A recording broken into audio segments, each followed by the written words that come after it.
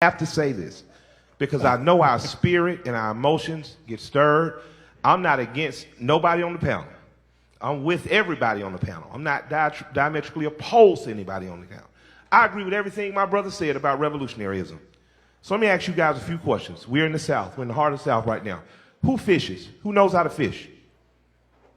Hands down. Who knows how to hunt? Less hands. Hands down. Who shoots on a regular basis, meaning once or twice weekly? Hands down. Now you see how many hands? Who farms or grows their own food right now? Hands down. You ain't ready to oppose nothing. You are as a part of this system as any white person gentrified in this city.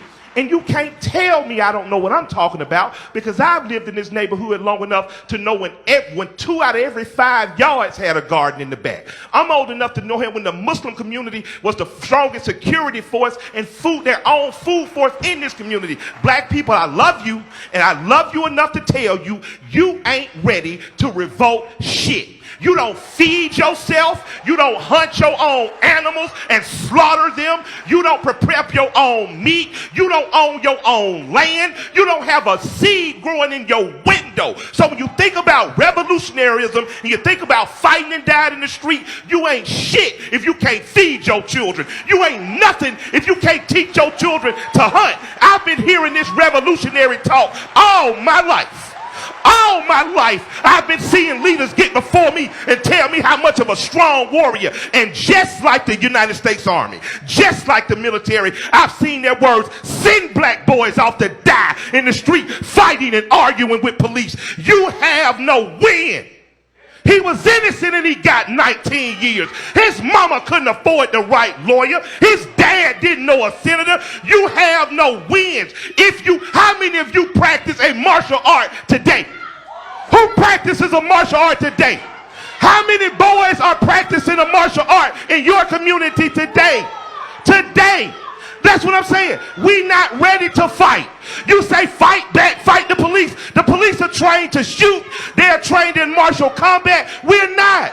What are we going to do? Now, I'm not saying give up. I'm not saying you can't train yourself. But what I'm saying is if you're not training every week, if you're not shooting every week, if you're not knowing how to grow your own food, arguing with me and arguing with the police ain't going to do nothing. Because if we all leave right now, if we all leave right now and we got a speeding ticket, we ain't all going to agree not to pay it.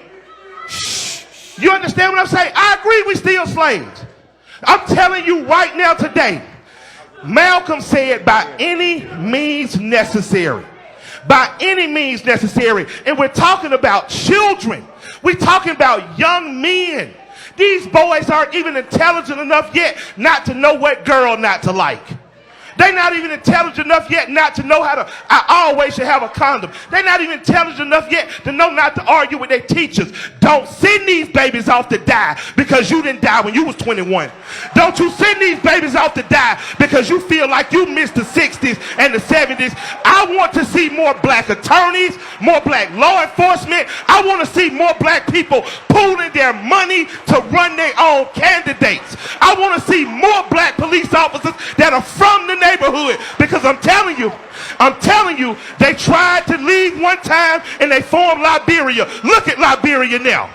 Look at what Haiti did. They revolted. Every European country punishes Haiti for revolting. So if you're not going to revolt tomorrow, if you're not going to do like Elijah said and take all the southern states, if you're not going to gentrify Alabama, stop trying to grow warriors to fight a fight you too scared to fight. You pay your speed tickets. You ain't not paying your tickets. You ain't telling kids how to bust out every car window. And then when they riot, you never there with them. When they riot, where's the church? Where are the teachers? Where are the institutions? So I'm just saying, you do what you want to. But as for me and my house, I'm going to raise a warrior that knows how to use his hands, knows how to use his mind, and love the people with his heart. Your job is to survive the encounter. Survive the encounter. And when daddy gets there with a lawyer, when daddy makes sure you got a judge that looks like you, we'll deal with that other shit. But you survive the encounter, young man. Don't you die on the side of the goddamn street like a dog.